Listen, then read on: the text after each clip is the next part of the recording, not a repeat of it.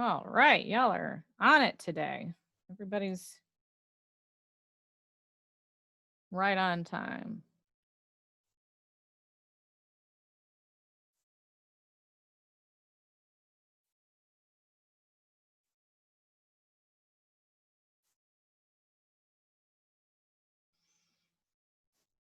Ugh, I forgot I closed Power School. I wish I had not done that.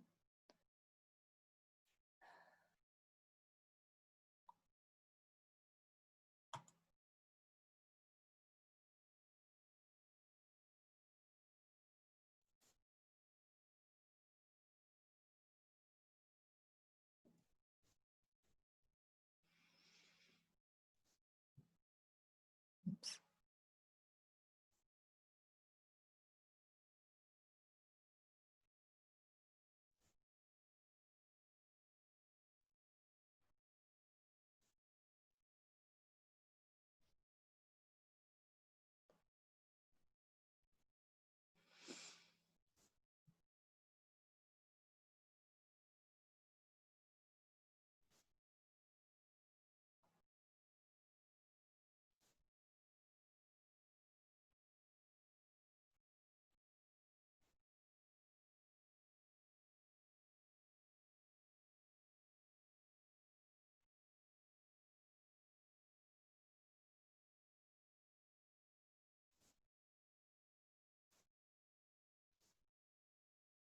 I will be right back, those of you who are here, okay?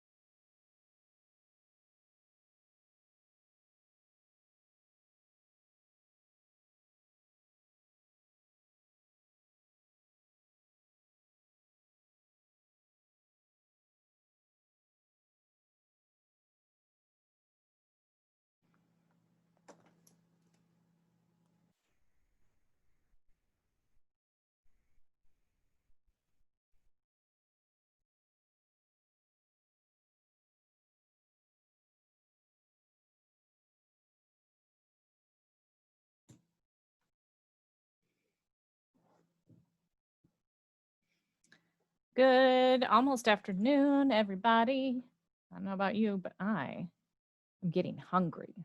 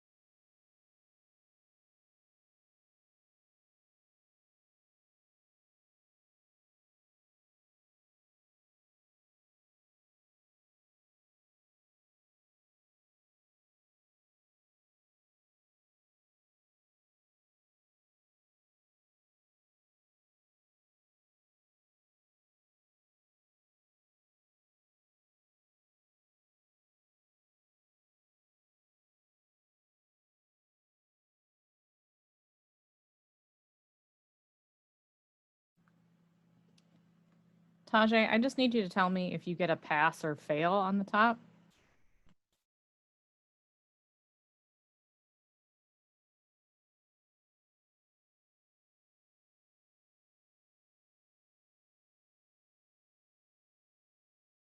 Perfect. Thank you very much.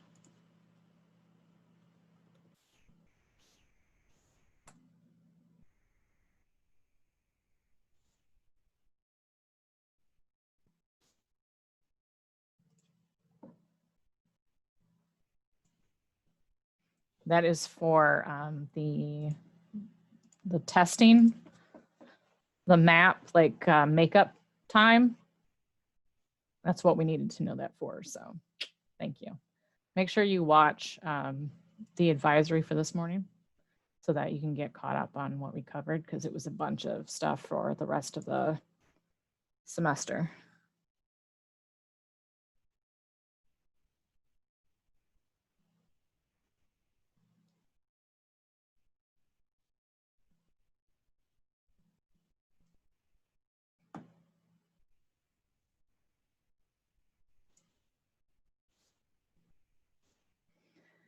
All right, we will wait a couple more minutes before we get started. We don't have a lot of wiggle room on time today. So if y'all can please turn your cameras on, I would appreciate it so that we can get started as soon as we get most of everybody in here.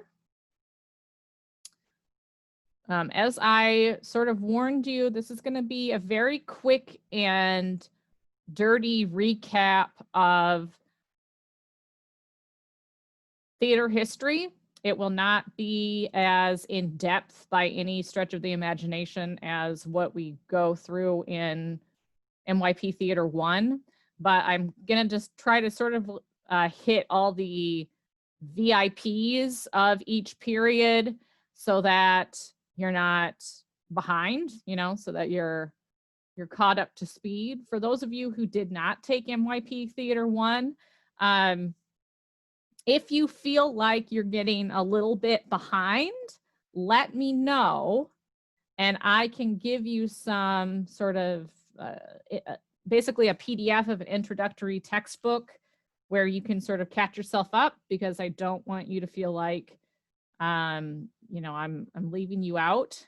It's just that the way that this semester is, we don't have a lot of extra time. We don't have a lot of wiggle room to go over this material for a great length of time. So we'll wait just a couple more minutes since I'm getting people in the waiting room. Before we start, do we have any questions?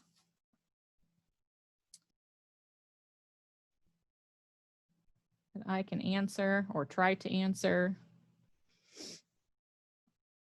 If you did not go to advisory, nope, Jesse, our new schedule goes to 1 o'clock every day. So you need to check out the new schedule. It goes to 1, and then you have or 1:10 the rest of the days. Then you have your lunch period. And then every day but Wednesday now from 2 to 3, you're going back to advisory now to do your intervention stuff. So if you didn't go to advisory this morning, you missed 2 important announcements, and you should make sure to reach out to your advisor to get that information, because times they are a changing.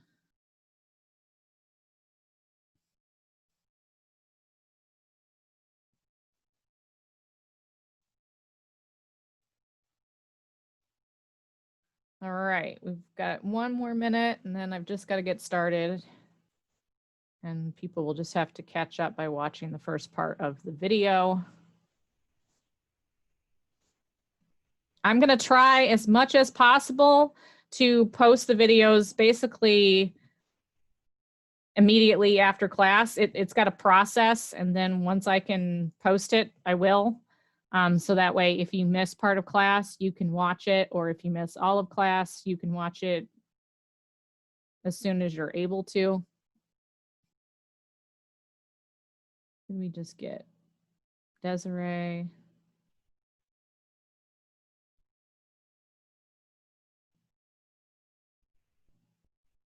We just picked up somebody else, unless Roslyn. All right, so if you can get your cameras on, please do. We're missing quite a few people, but we got to get started. Carrie.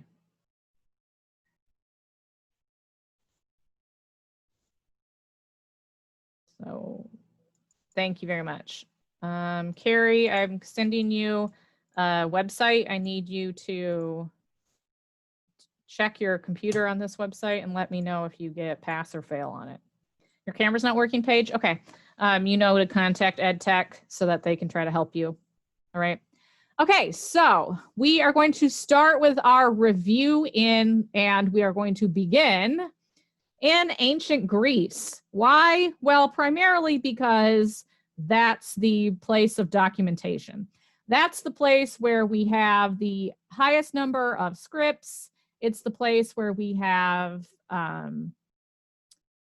we have the entire poetics, or what we think is the entire poetics, okay?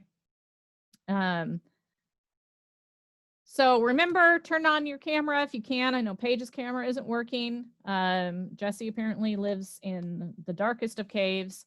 Remember that you are being recorded. Raise your hand or use the chat to ask questions and interact. Please, please, please ask questions. If you are unsure about something, if you need me to repeat something, if you need me to go back a slide, I can't tell by your body language what's going on. So I need you to speak up, okay?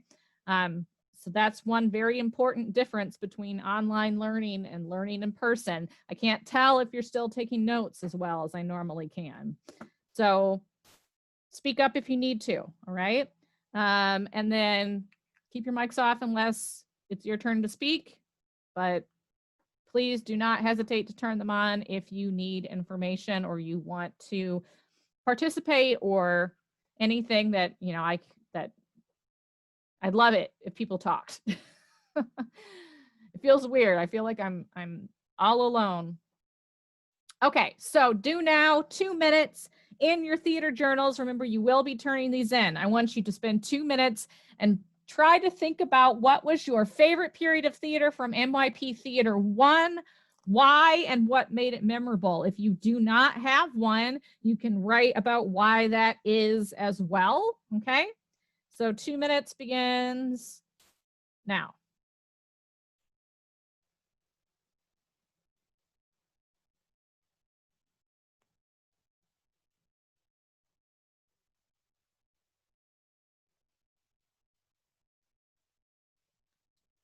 Those of you just joining us, we are doing our do now in our theater journals. Remember, you will be turning these in every 2 weeks. So put it in a Word document or a Google Sheet, or if you want to write it out by hand and then later type it up, that's fine too. I don't mind.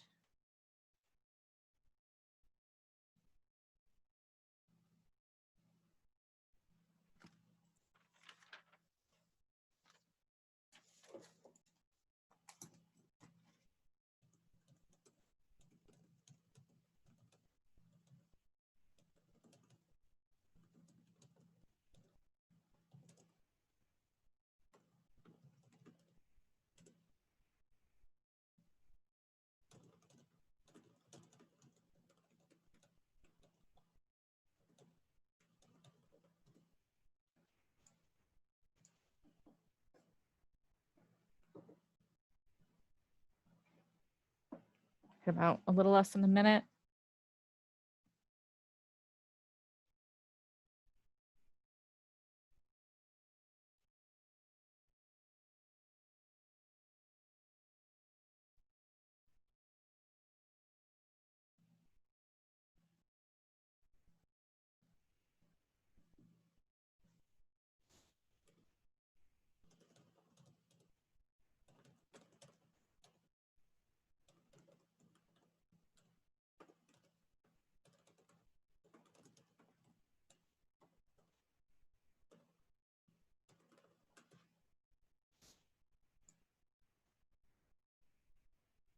You should be using this time to write, Rosalind. So when I give you the do now, I expect you to use that time to write. I would suggest that you do it in a Word doc or a Google Sheet, because as you're going to have to turn it in electronically, but if you want to write it by hand and type it up later, that's fine with me. Okay, Carrie, thank you. All right, let's move on. So number 1, who remembers who Thespis was? Anybody remember Thespis?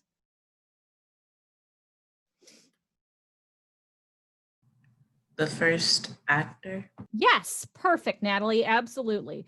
Thespis, yes, Isabella, Isaac, we've got several people who remember that Thespis is the name of the individual that we believe was the first actor. This is part of the reason why actors are also sometimes called thespians, right? So Thespis was a member of a dithyrambic chorus. What, does anybody remember what the dithyrambic chorus was?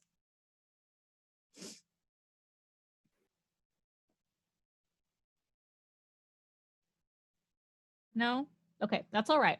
So the dithyrambic chorus was a chorus of 50 men who would sing.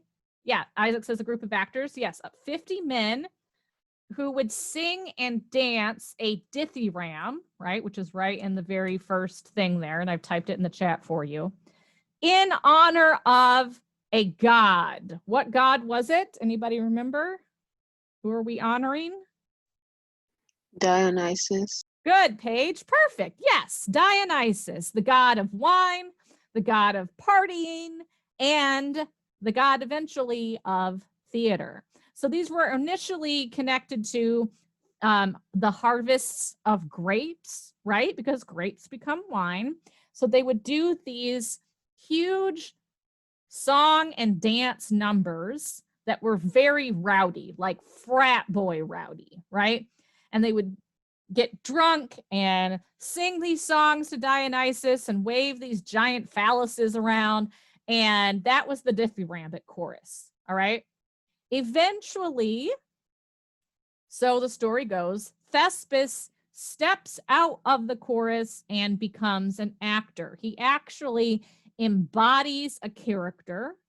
And this is the beginning of what will eventually become Greek tragedy.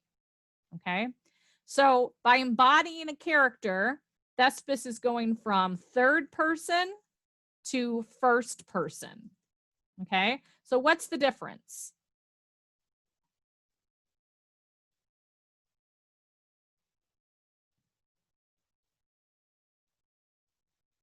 What's the difference between third person point of view and first person point of view?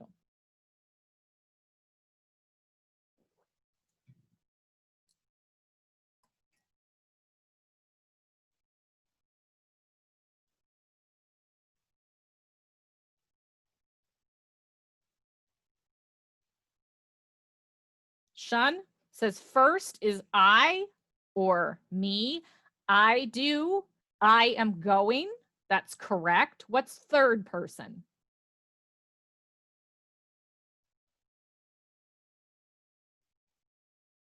He, she. Okay, so yes, third person is like he is going, she is going, him, her. Yes, yes, yes, yes.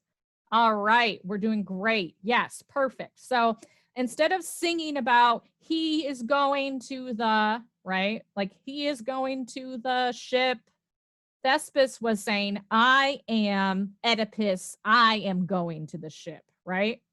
So he's becoming the character. Good job. All right.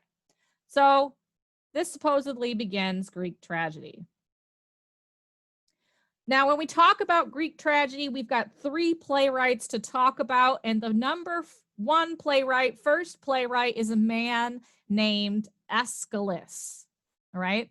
So Aeschylus was the first sort of playwright that we have plays from. We have plays documented by Aeschylus.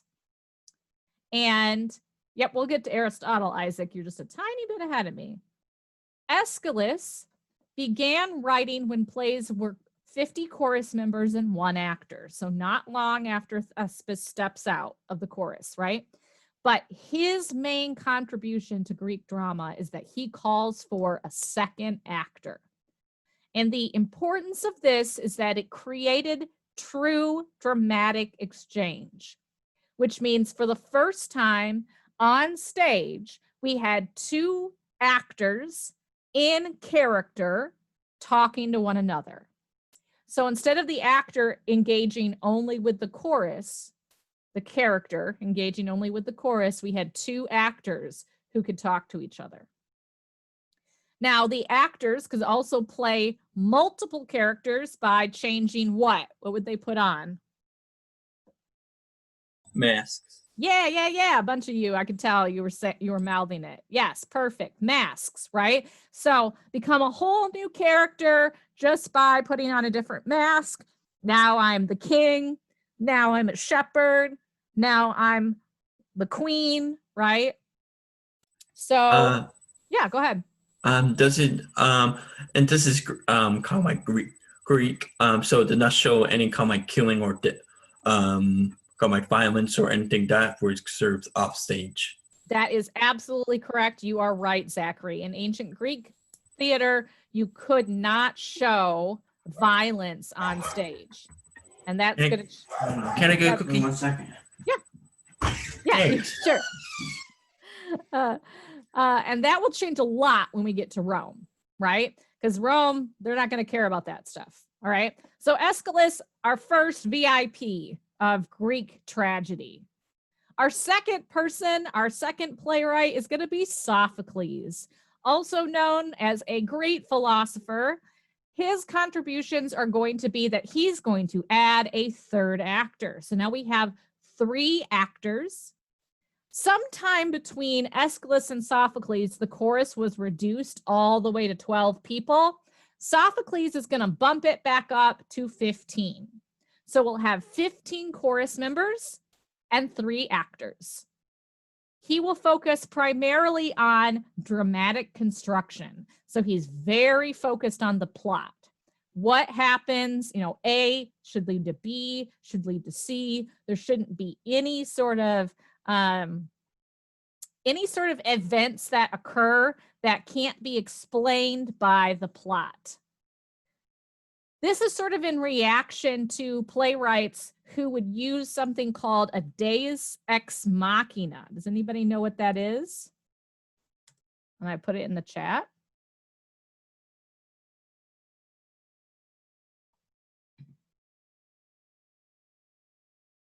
Okay, Isaac, that's a good guess. What's deus? Does anybody know that? Or machina?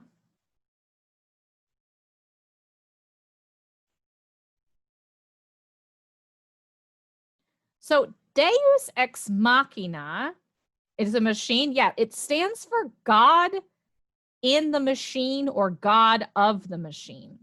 And so what it stood for was this actual machine, a pulley system that they would use to lower an actor playing a god onto the stage. This would happen a lot of times at the ends of plays. If playwrights wanted to resolve the action, but they didn't know how, they could just have a god come down and fix everything, right? So the plays didn't really end in a way that made sense. So Sophocles reacts to this, and he's going to really focus on having the plots be consequential and really follow a very specific pattern, which we are going to talk about. The third most important playwright in ancient Greek theater is a playwright named Euripides. Euripides was a kind of bad boy of ancient Greek drama. Of the three, he won the fewest number of awards in the festivals that were being held. However, his plays were some of the most popular. Why? Well, he broke the rules. He mixed tragedy with melodrama. He mixed tragedy with comedy. He treated the gods with a lot of skepticism. So a lot of these other plays, if the gods said that something was going to happen to you, there was no way you could escape it. But Euripides, yeah, he was essentially Marlon Brando. That's funny. Euripides instead would say, I don't think I believe that. Or he would have people actively try to escape their fate. Okay. He also, and this was sort of key, he wrote female characters in a very sympathetic light, which is something that people hadn't really done before. So today, if somebody's going to put on an ancient Greek play, chances are pretty good that they're going to pick one of the plays of Euripides because his plays are sort of the most approachable for a modern audience. He also, just to make it clear, still from Sophocles has 3 actors and 15 chorus members. Any questions about ancient Greek tragedy?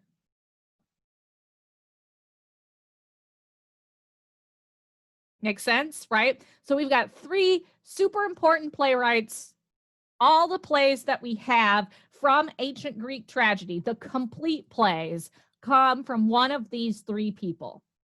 That probably indicates that their works were some of the most revered or sort of the most people were willing to go out of their way to try to save them, is what I'm trying to say.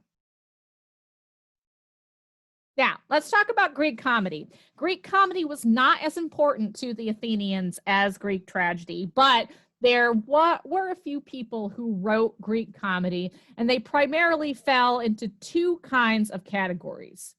The first is new comedy, and the second is old comedy. So what is the difference? Well, new comedy was primarily based on domestic or romantic situations. Think about like rom-coms or comedies that center like in the home, right?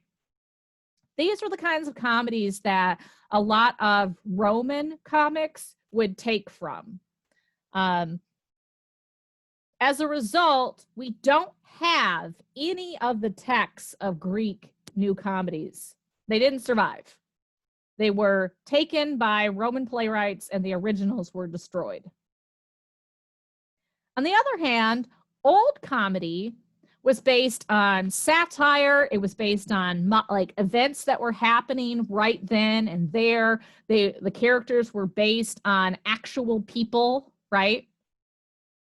So people like, and I'm going to write this in the chat. I should have put it on the slide. Aristophanes. Has anybody ever heard of Aristophanes before?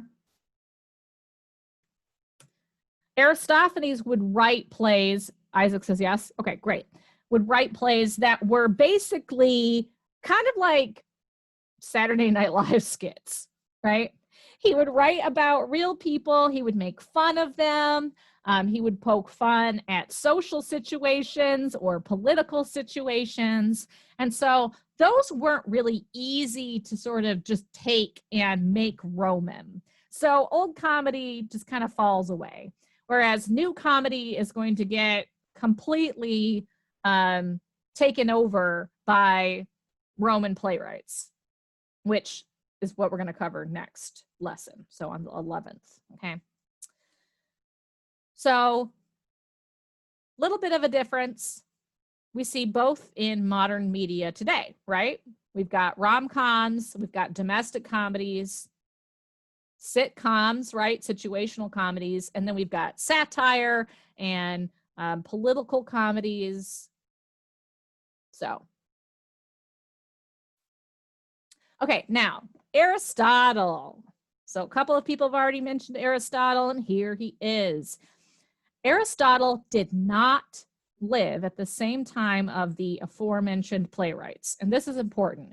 He lived much later on. They were long dead. So he was sort of looking back at what he considered to be the golden age of Athenian tragedy and sort of saying like, wow, like this was the best that these plays had to offer. And here is what made up the best kinds of tragedy, right? So like a historian might, right? But he's going to sort of go through and categorize the elements of tragedy from most important to him to least important. So we're starting at the top with plot.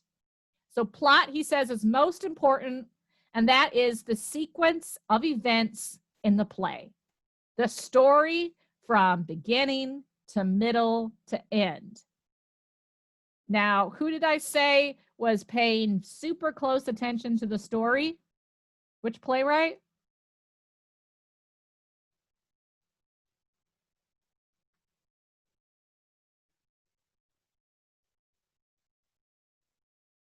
Which playwright emphasized story?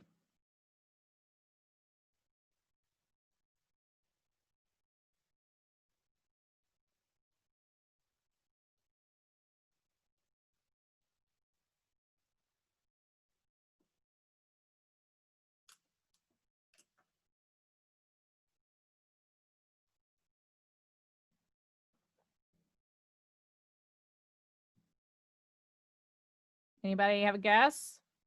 I just went through 3 playwrights, Aeschylus, Sophocles, and Euripides. Which one was the one that was really emphasizing plot?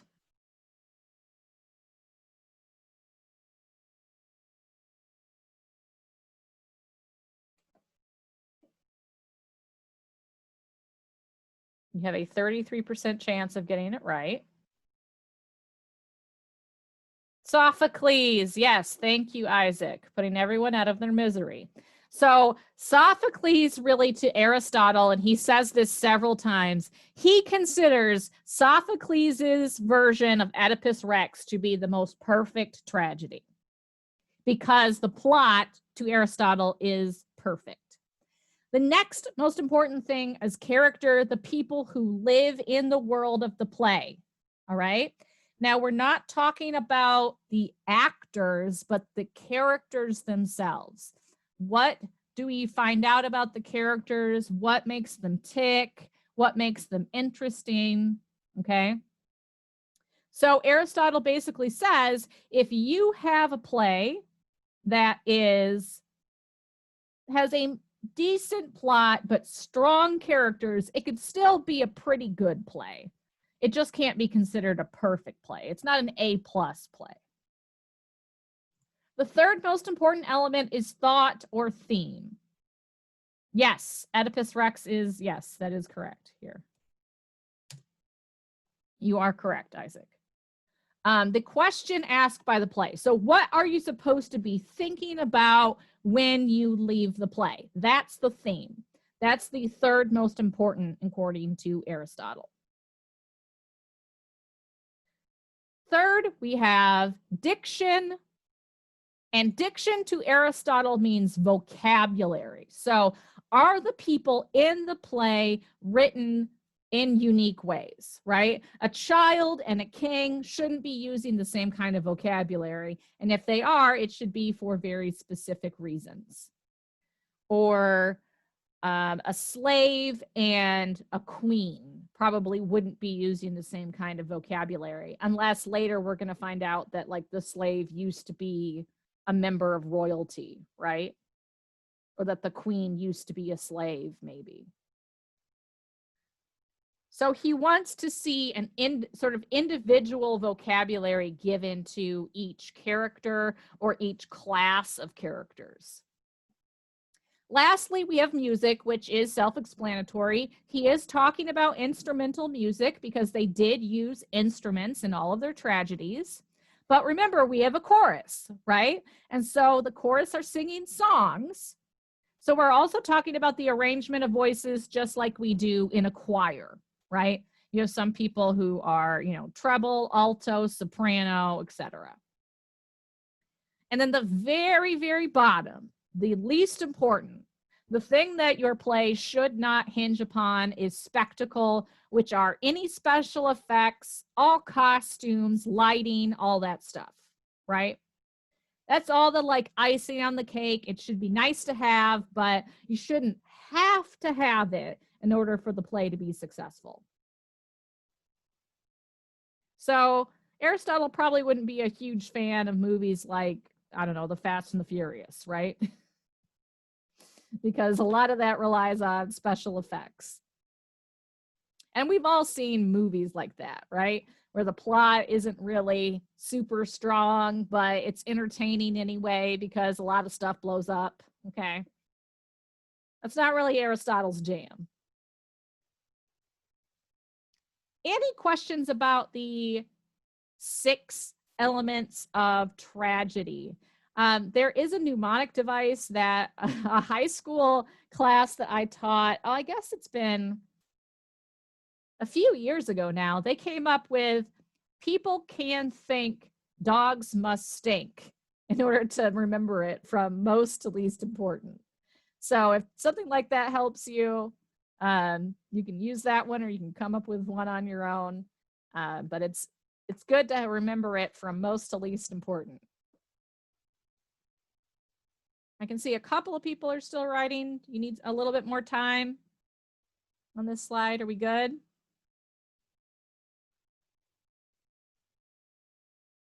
A couple of people are good. I don't want to.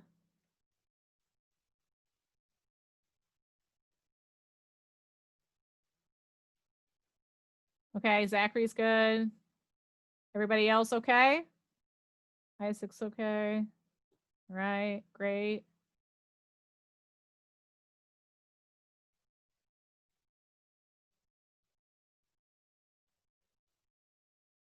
It's hard because I can't some of you I can sort of see that you're writing and some of you, so it's like, if we were in person, I would know.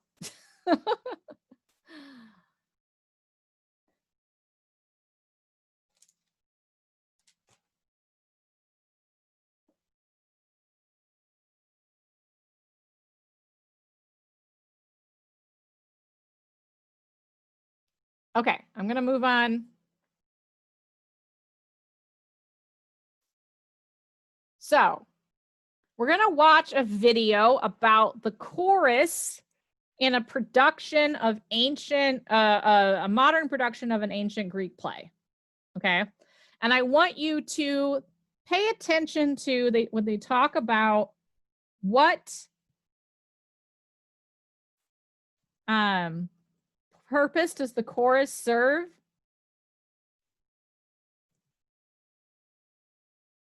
And what are the challenges that they sort of talk about with staging an ancient Greek play in the modern day?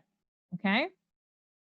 I've got a couple of questions. The do nows are your journal entries, and you're going to be turning in your journals every other week. So the first time you turn in your journal will be the 17th, and that will be your do nows. Okay. All right. So let's watch this video and just think about what purpose does the chorus serve and what are the challenges that the theater faces? And let me make sure that I'm sharing my computer sound.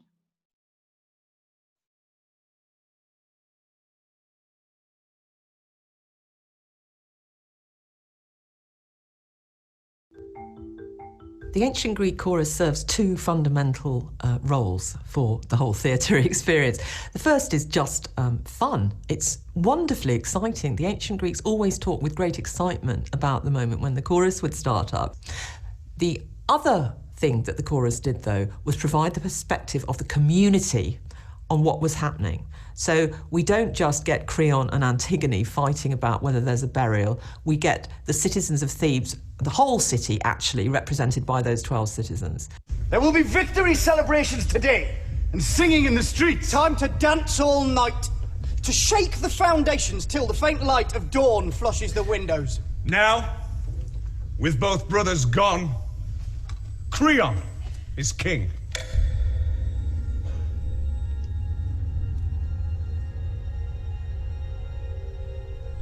He made the most of his fortune and the gods' choice. As the people rejoice, the new king enters to take his throne.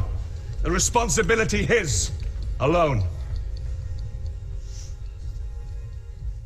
The chorus is maybe the most problematic or most challenging, or certainly the thing that you think about first when you think about how to stage these classical tragedies today. Polly read this version of the play, the Don Taylor version. She read it and thought that in his translation, and quite possibly in many other translations, but specifically in this one, that the chorus didn't seem like they all thought the same thing all the way through. Some unforgiving Olympian cast the weight of his vengeance on the whole race, so that agony, destruction, disgrace destroys son and daughter, and darkens their halls with tragedy. The cold hands of the dead reach out for the living, and no one is spared. Another generation sheds its blood. New light is snuffed out. The young root is bared for the same bloody axe. The sin of Oedipus, arrogance, brings its bleak harvest in. But all men hope. And some have ambition. If you look at the speeches very closely, that there is argument within the chorus. The chorus says, maybe it's this thing, or maybe it's something else. And when that's in one voice, that's interesting. But if you split it up into two voices, it suddenly becomes very dramatic. So you found that you could develop arguments within this group, that this group is not one homogeneous mass, but that there are different opinions and different points of view and different responses to the action that's going on in the scenes. So we knew that we were going to make the chorus a gang of men who were running one of these secret underground, they're called continuance of government facilities, is the posh phrase for them. But what was fantastic about the workshop week was being able to work out who those 10 people might be. If you were in charge of a country and you had to come up with a skeleton staff of 10 men to ship underground to run the country in the most economic way possible, who would you have? And okay, so you'd need to have your Attorney General, and you would need to have your military intelligence person. But you would also need the guy who was gonna clean the bathrooms and make your sandwiches. So it was quite a fun week in terms of working out what the status of those 10 men might be, how they might interact with each other, and then to use that as a way of starting to carve up the lines, who has a low status line, who has a high status line, all that kind of thing. There was a kind of stylization to the chorus's movements in their sections, because we felt it, although I'm saying we were trying to make a real world, we also felt that it was really important that in the sections of chorus you feel that the world gets heightened somehow, that it becomes theatricalized. So there was a sense of that the business of the state, this kind of, these files and photocopiers and stamps and pieces of paper, could somehow become a sort of dance in those moments, that it could become musicalized and choreographed so that you felt a lift, and when that lift happened you could then hear this slightly more heightened poetry of the chorus sort of emerge from that and respond to that.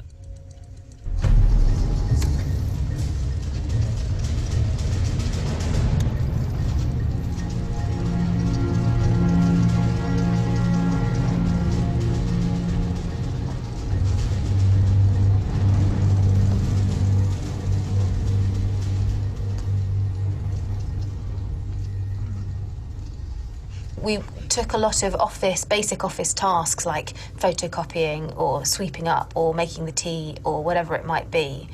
And over the workshop stage, Aline, the movement director, and I would hone down those sequences into 5 or 6 very, very precise moments, work out how to repeat them, how to extend them, what they look like if they were speeded up, what they look like if they were in slow motion. And then try to put the 10 people together so they were making a kind of, office ballet was the phrase that we kept using all the time, so that we could still find a way of bringing these 10 guys together to create something choral and heightened, although not in a way that you would normally associate with those plays, and then be able to fragment it again so they could all have their own agendas the next time that they were speaking. I think we're absolutely remaining the essence of a chorus, yet we are totally individual people and think individually. But a chorus doesn't have to be necessarily a body that thinks together. They're just a body that speaks together, you know, usually. And so I think we're still remaining absolutely in a traditional chorus, yet we don't think at the same time all the same things. Okay. I want to try to find this whole play because I think it looks really interesting. You guys recognize Christopher Eccleston? Anybody who's a Doctor Who fan? He's the 9th Doctor of Doctor Who. He's the one who plays Creon, sort of the antagonist in this. Okay, so actually, before we do our group work, I want to talk about that really quickly. What were your answers? So what purpose does the chorus serve? It shows kind of like, wait, my current. Is it Yeah, working? you're good. Yep. Okay. It shows kind of like emotion, kind of like in the way show the working, kind of like in high intense. Yeah. Yeah. Yep, that's good. What else? What else does the chorus do? What purpose does it serve? Who are those people? The story, okay. So how does it push the story along?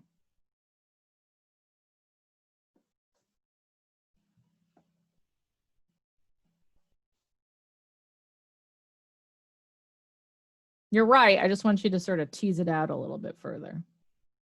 Or if somebody has something to add on to. Okay, a beat of it. Okay. So the chorus, yes, different perspectives. Okay, so they're using it as different perspectives, right?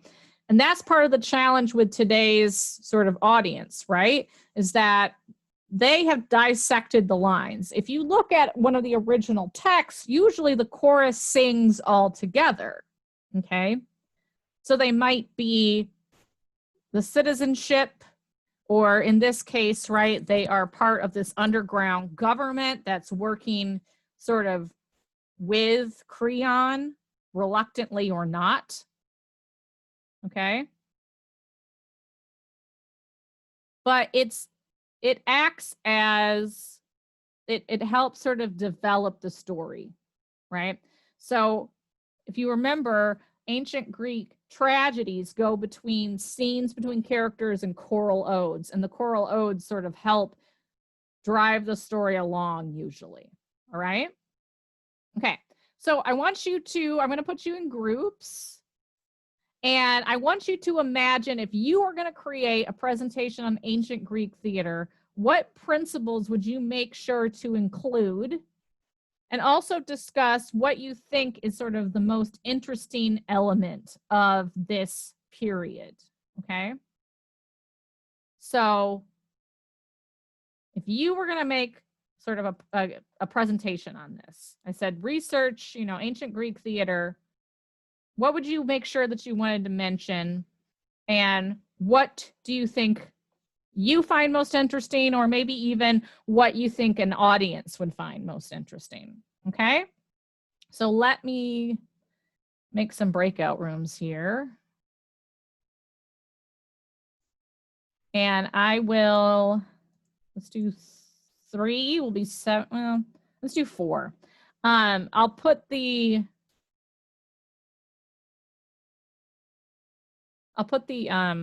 group work thing. I'll try to come into each room. It'll mute you all when I move from room to room, and I don't know how to stop that. I apologize. Okay, so you're going to be in 4 rooms. I'm going to create the rooms. Let's see. Okay, all right. And I just want you to sort of think about these things. You got about like 13 minutes to talk about it, and then I want us to come back and compare. All right. So there you go.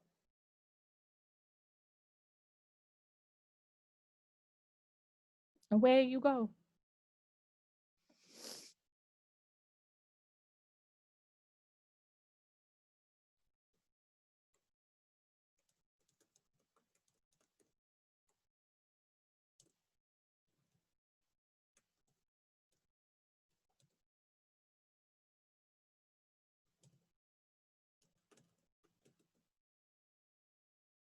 Emily, did you get the invite? Paige, are you there?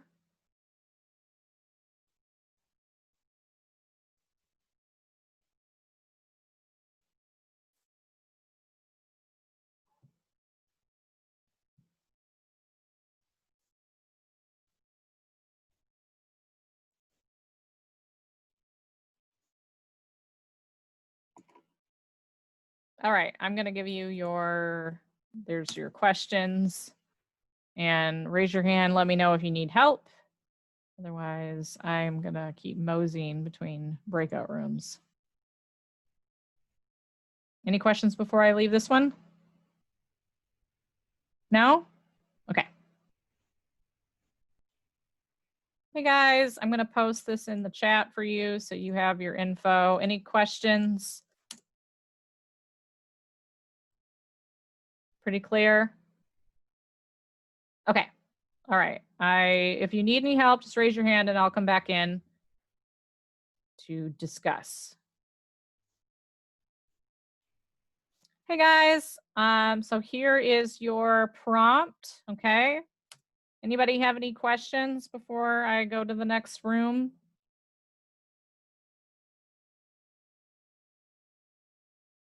Anybody here?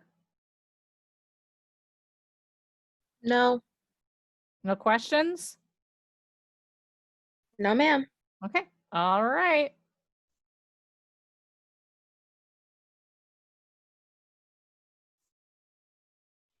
Hey y'all. Okay, I'm gonna post in the chat the questions, right? Your prompts. You guys have any questions I can answer before? I want to give you guys a little time to work. You good? Okay. All right. I will leave you and I'll be back in a bit.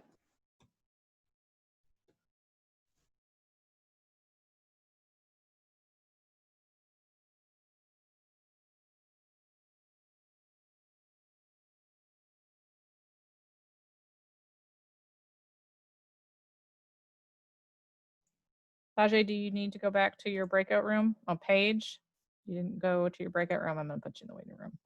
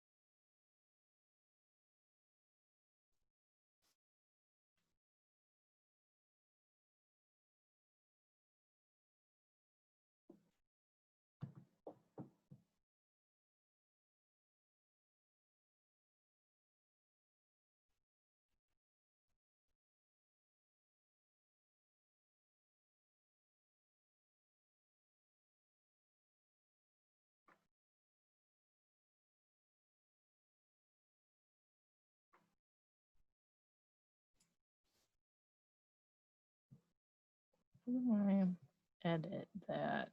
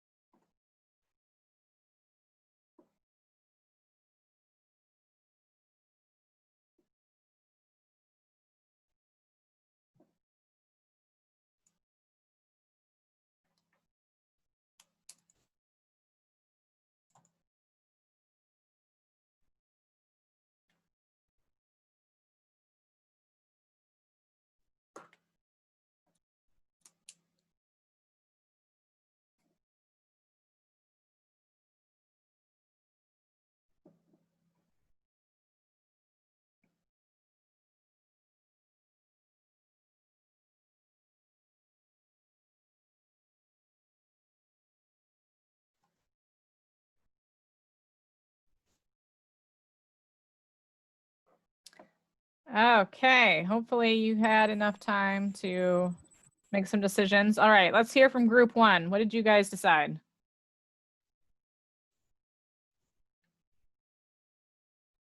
Somebody come off mute or type it in the chat. I'd prefer if you could come off mute.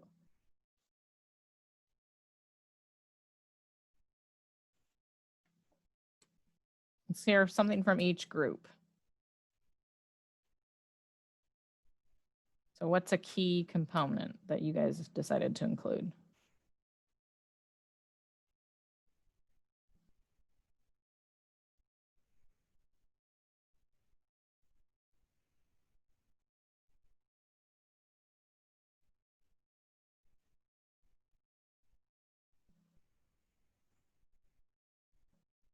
Okay, that's fine. Just tell me what something that your group wanted to include.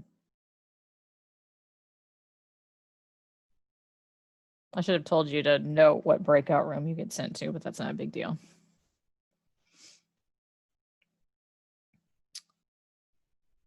Ashley, what did you guys talk about in your group?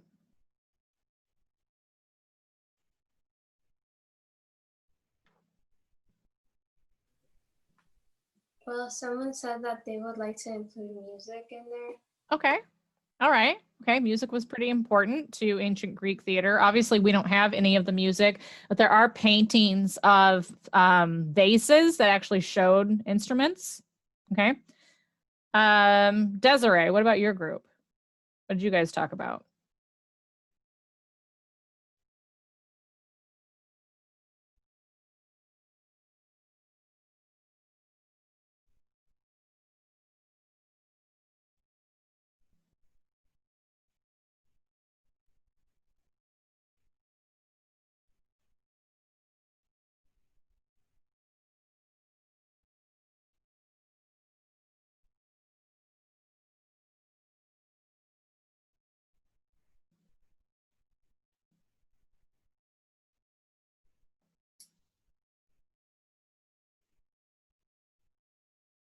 I'm assuming she's typing.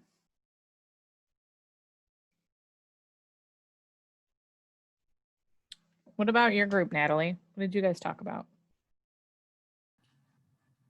I'm in Desiree's group, but we talked about how it's important to have like a good plot, Okay.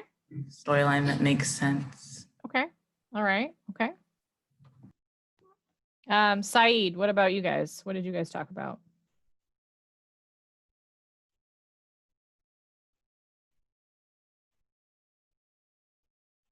Are you there, Saeed? Those of you who have your cameras off, I can't tell if you're there or not, so raise your hand.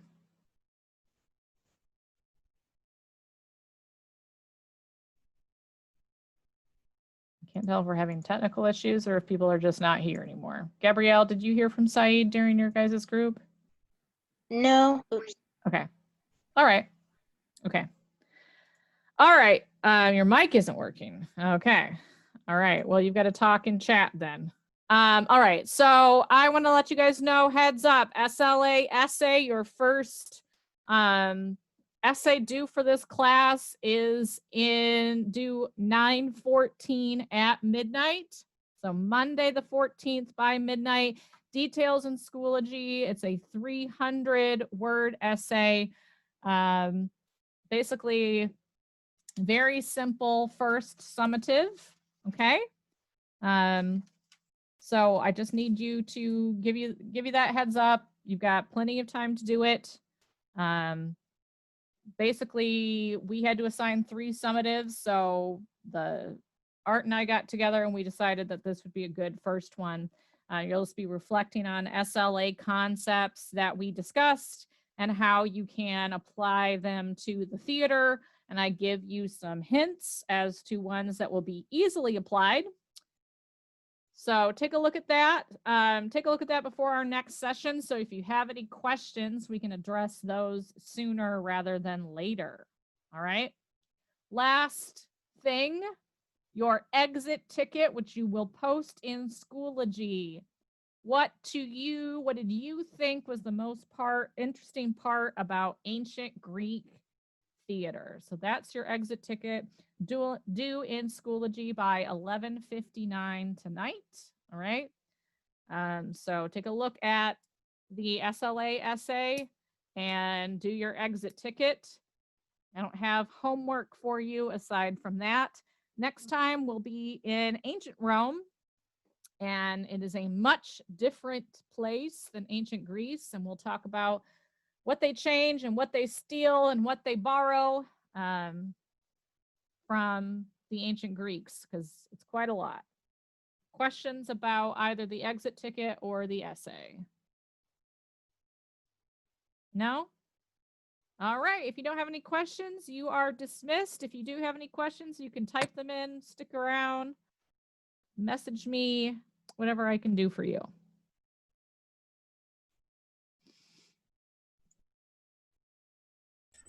Question? Yes. I want my cookie.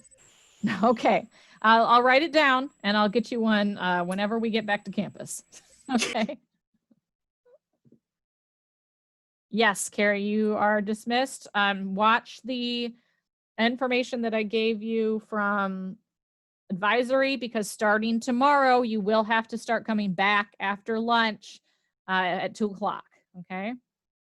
I do not have a remind. I tried to create an account and it didn't let me. So I'm figuring it out, but I will get one.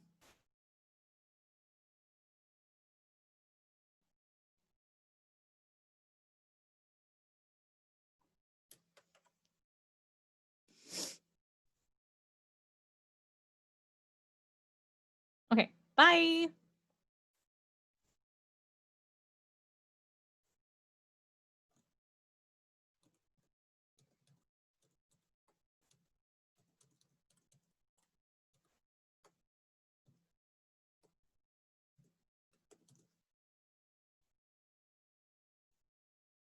You have any questions, Ashley or Saeed?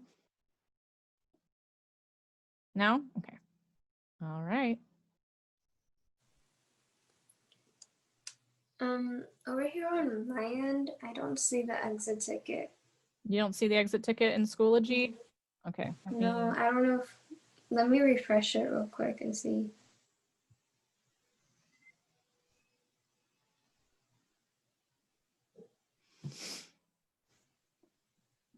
Okay, we're in 4A. Class content, and then the 9.8 to 9.1, 9.9, exit ticket for lesson 1. Oh, okay. Okay. Found it. All right, Yeah. great, perfect. Okay. Thank you. You're welcome. Well, have a great day. You too. Bye. Bye-bye. Saeed, you okay? Are you there?